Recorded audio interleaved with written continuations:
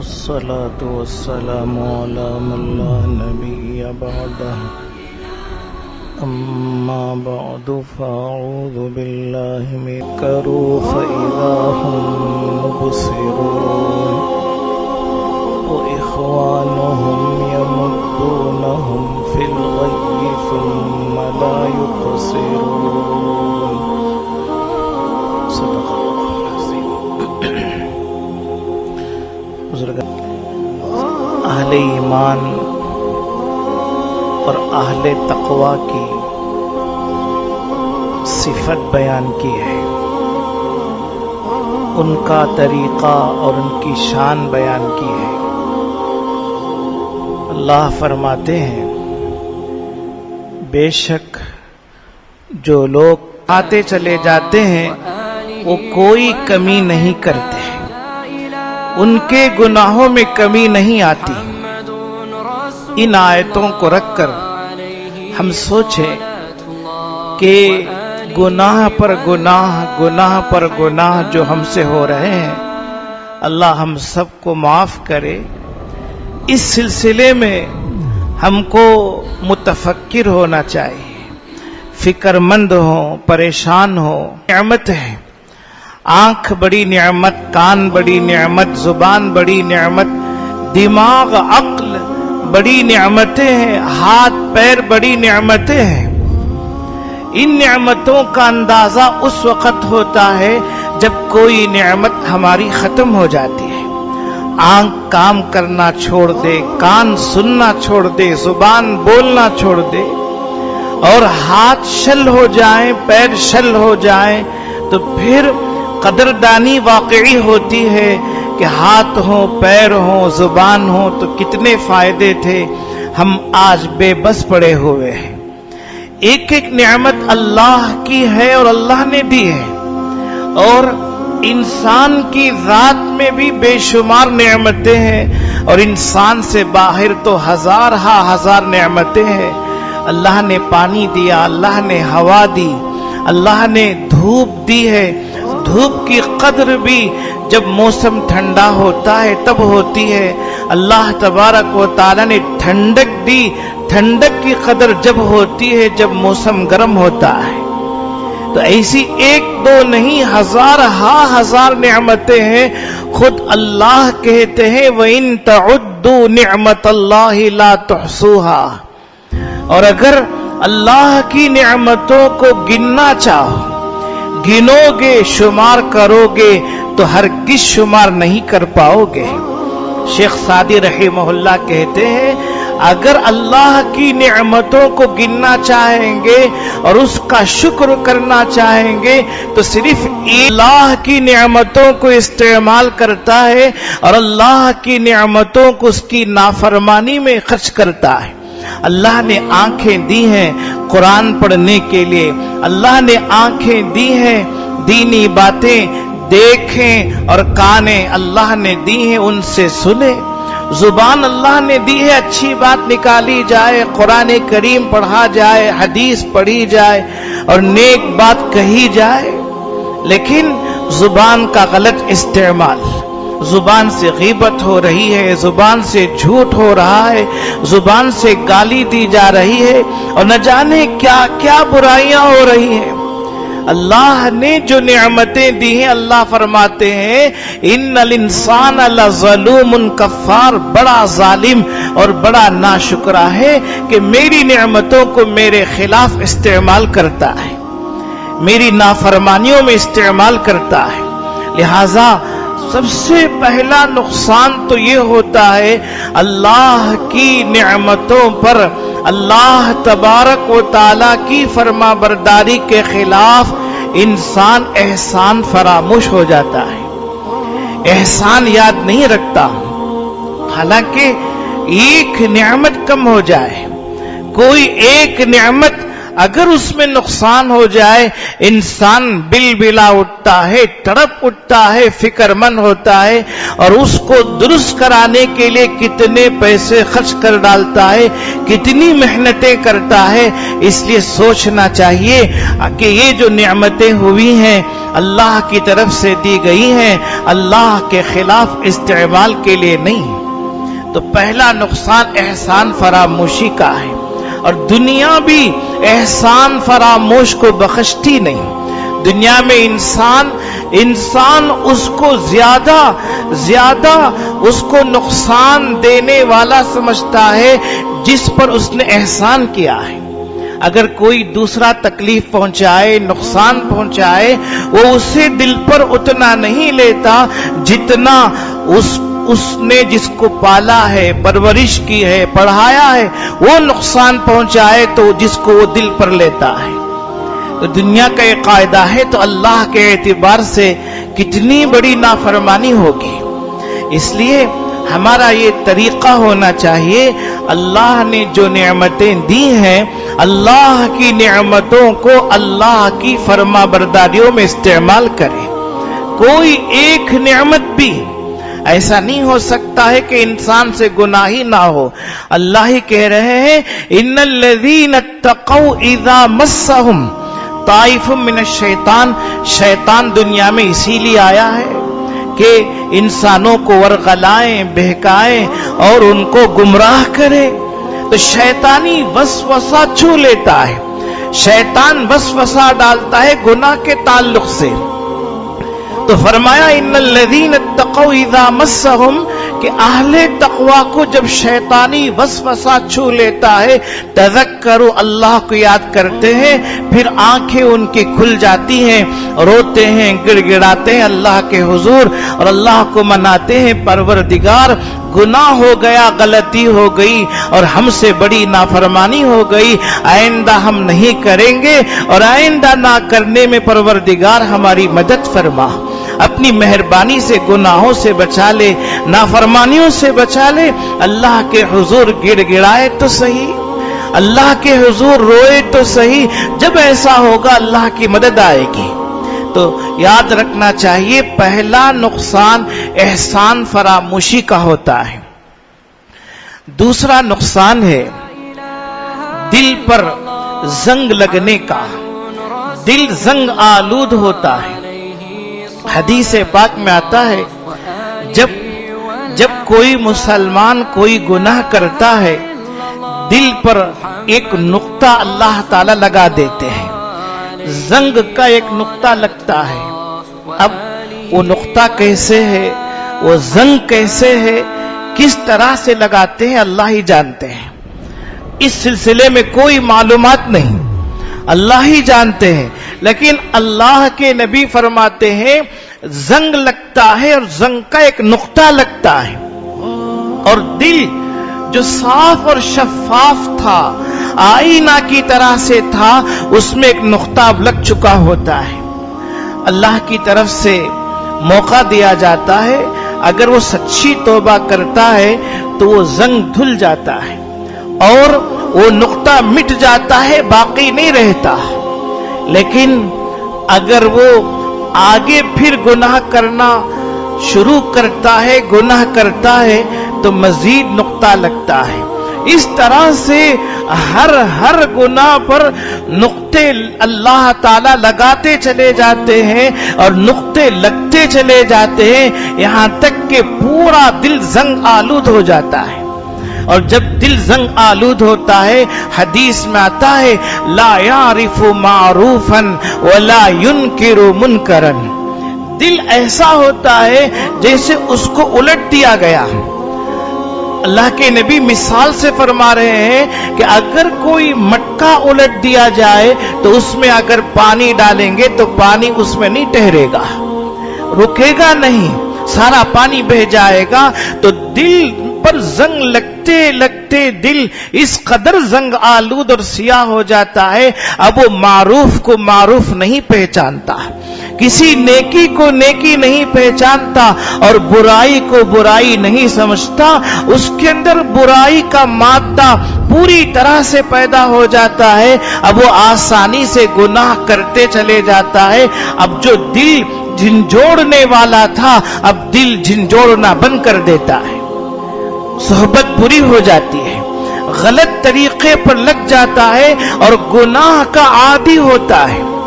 गुनाह का आदी और गुनाह की आदत हो जाने से जंग आलूद हो जाता है। अब उसे तौबा की तौफीक नहीं होती, तौबा की तौफीक नहीं होती। इसीलिए उलमाए किराम ने लिखा है कि मोमिन और गुनहगार में फर्क है, मुत्तकी और फाजिर व फासिक में फर्क है कि उसे तनब्बु होता है, आगाही होती है, तंबी होती है। वो परेशान होकर अल्लाह के हुजूर तौबा करता है। और जो आदी हो जाए, जिसको आदत हो जाए, उसको परेशानी होती ही नहीं, उससे फिक्र होती ही नहीं। और उलमा ने मिसाल दी है, जिसको आदत नहीं होती और गुनाह होता है, जब गुनाह हो जाए तो वो यूं समझता है कि एक पहाड़ उसके ऊपर टूट पड़ा, एक पहाड़ टूट पड़ गया और बहुत बड़ा नुकसान हो गया, बेचैन और बेकरार होता है। और जो गुनाहों का आदी होता है, जंग आलूद हो जाता है उसका दिल। वो ये समझता है कि एक मक्खी बैठी थी, हमने उड़ा दी। गुनाह करके यूं समझता है, एक मक्खी बैठी हुई थी, उसको हमने उड़ा दिया, लिहाजा कोई खास बात नहीं हुई, कोई हरज नहीं है, कोई मुज़ायका नहीं है। ये फर्क होता है। इसलिए समझना चाहिए, दिल जंग आलूद ना हो, दिल खराब ना हो। हदीस पाक में आता है, अल्लाह के नबी अलैहिस्सलातु वस्सलाम फरमाते हैं, इन्ना फिल जसदी लमुज़गा इज़ा सलहत सलहल जसद कुल्लु व इज़ा फसदत फसदल जसद कुल्लु अला वहियल क़ल्ब। फरमाया, जिस्म में गोश्त का एक टुकड़ा है। इन्ना फिल जसदी, हर इंसान के जिस्म में गोश्त का एक टुकड़ा है। जब वो दुरुस्त रहता है, सही रहता है, पूरा जिस्म सही रहता है, दुरुस्त रहता है। और जब वो बिगड़ता है तो पूरा जिस्म बिगड़ जाता है। फरमाया, सुन लो, वो दिल है, वो गोश्त का एक टुकड़ा है, लेकिन उसके ऊपर मदार है, वो मौकूफ अलैह है।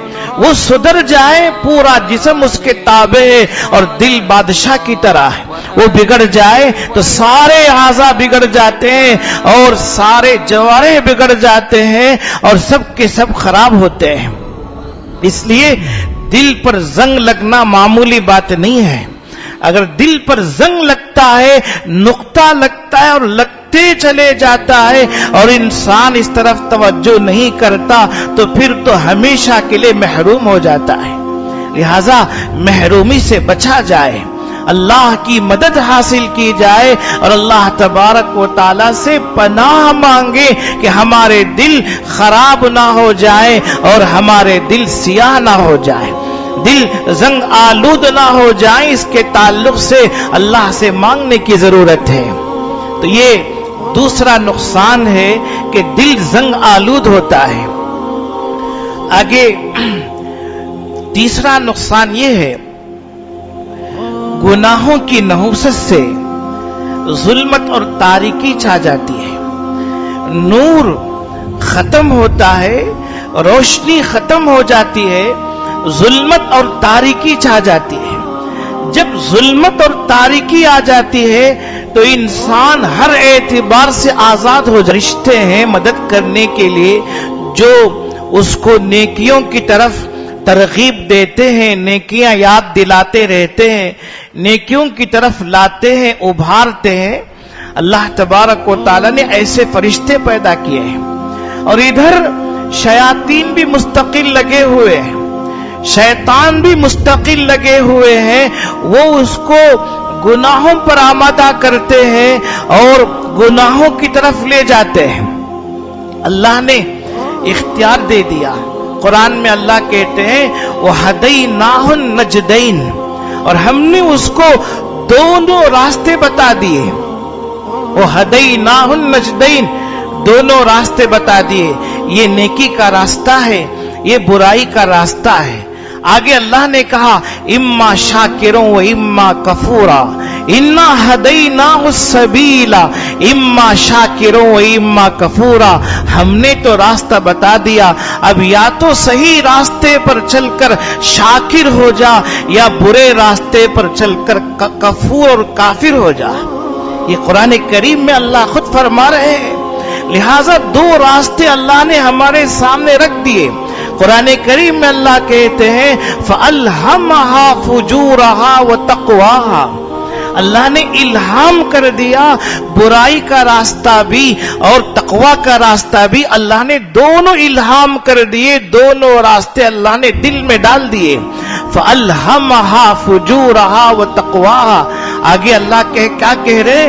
قَدْ أَفْلَحَ مَنْ زَكَّاهَا وَقَدْ خَابَ مَنْ دَسَّاهَا، تحقیق فلاح یاب ہو گیا، کامیاب ہو گیا جس نے اپنے نفس کو مزکا کر لیا، پاکیزہ کر لیا اور نفس کو زنگ آلود ہونے نہیں دیا، اپنے نفس کو، اپنے دل کو زنگ آلود ہونے نہیں دیا، خراب ہونے نہیں دیا۔ قد افلح من زکاہا وقد خاب من دساہا، اور جس نے اپنے نفس کو زنگ آلود ہونے دے دیا، اسے خراب کر دیا، من دساہا، وہ تو ناکام ہو گیا، خائب اور خاسر ہو گیا، وہ تو ہاتھ سے چلا گیا۔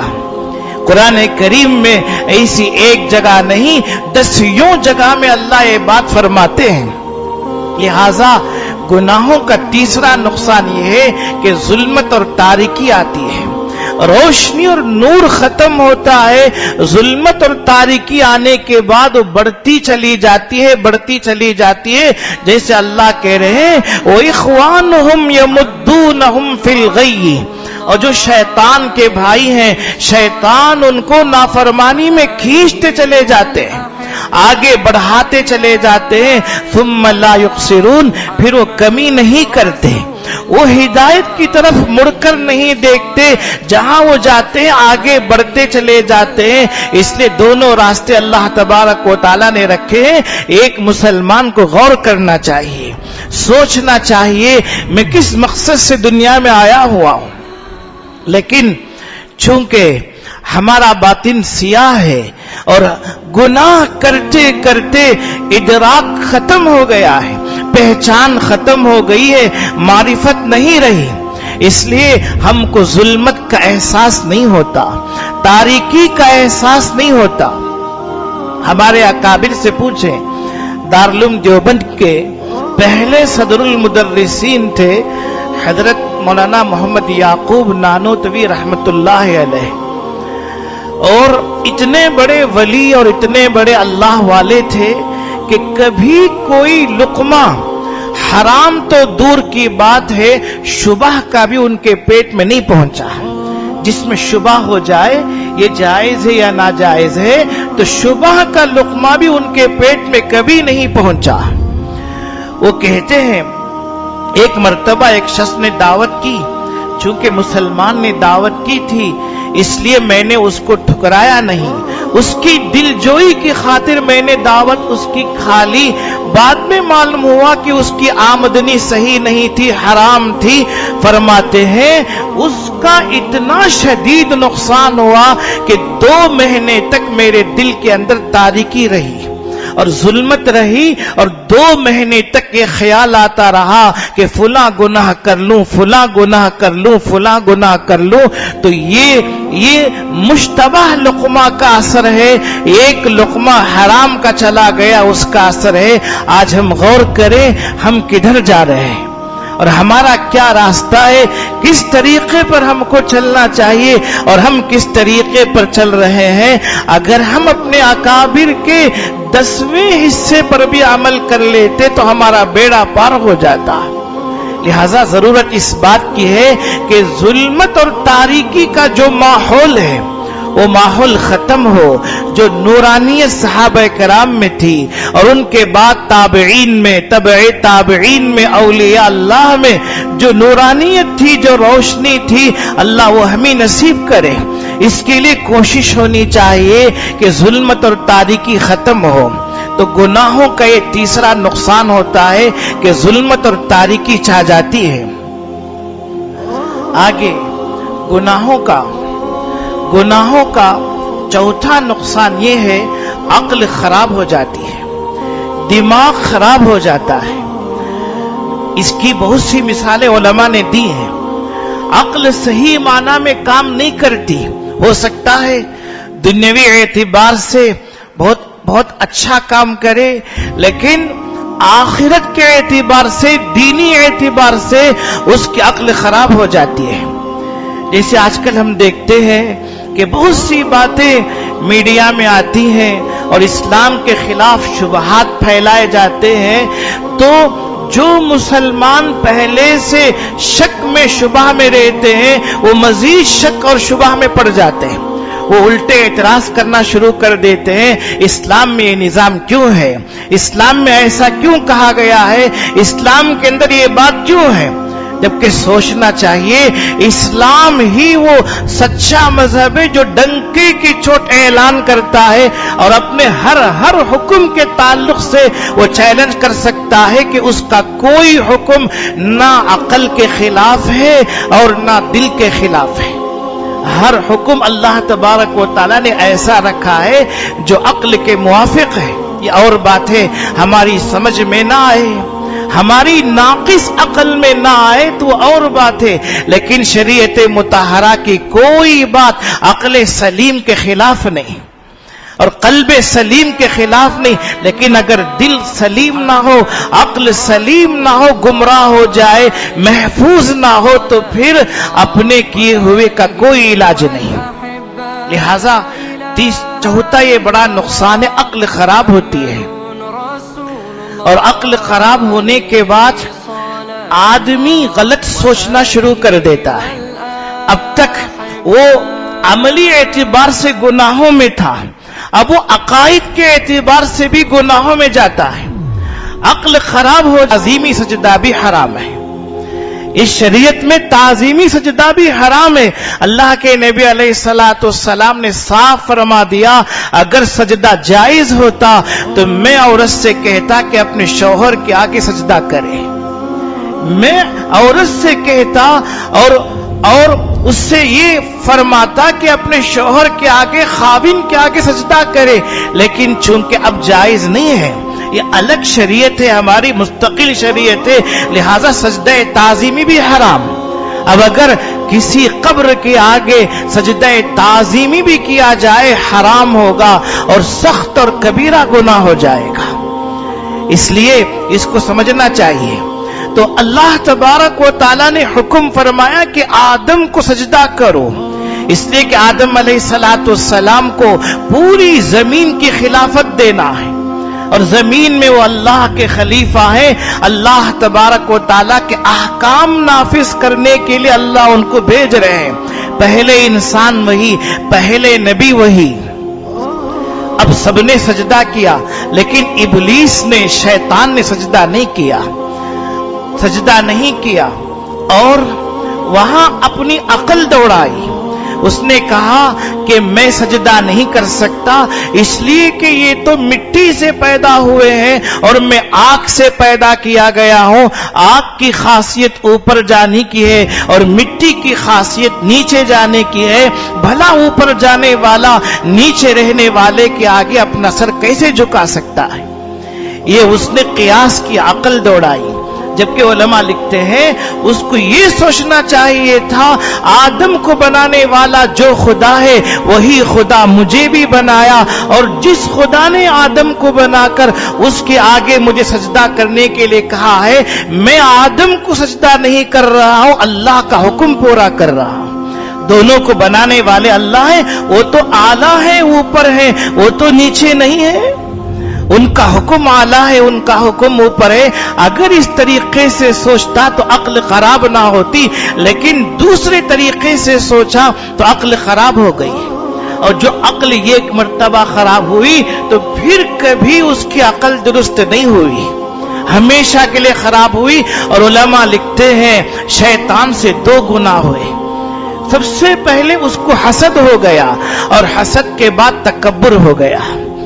دل میں پہلے حسد ہوا تھا کہ اللہ اس کو مسجود ملائکہ کیوں بنا رہے ہیں، سارے فرشتوں کو سجدہ کرنے کے لیے کیوں کہہ رہے ہیں، اس کے لائق تو میں تھا، میں اس کے قابل تھا کہ میں تو معلم ہوں، استاذ ہوں، مجھے یہ درجہ دیا جانا چاہیے تھا۔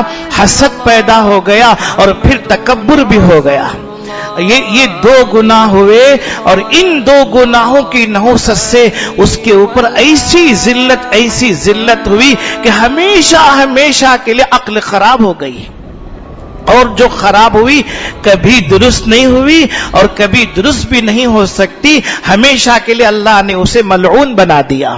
اور الرجیم، اللہ کی بارگاہ سے رد کیا ہوا، مردود کیا ہوا الرجیم اس کا لقب ہو گیا۔ تو یہ نحوست ہوتی ہے عقل خراب ہونے کی، اور یہ شیطان کے ساتھ خاص نہیں ہے، یہ انسانوں میں اور بھی جو شیاطین کے بھائی ہوتے ہیں جو گناہ پر گناہ کرتے چلے جاتے ہیں، ان کے تعلق سے بھی یہ بات پیدا ہوتی ہے۔ علماء فرماتے ہیں کہ چوتھا نقصان یہ ہوتا ہے کہ عقل خراب ہوتی ہے۔ اس لیے ہم کو سوچنا چاہیے، فکر مند ہونا چاہیے کہ گناہوں کے نقصانات سے بچنا ہو تو اللہ کی نافرمانی سے بچیں، گناہوں سے بچیں۔ ہر گناہ ظلمت ہے، تاریکی ہے، اور سچی توبہ ہو، سچا استغفار ہو۔ اگر بڑے سے بڑا گناہ بھی ہو گیا، اللہ کا دروازہ کھلا ہوا ہے، اللہ نے توبہ کا دروازہ کبھی بند نہیں کیا۔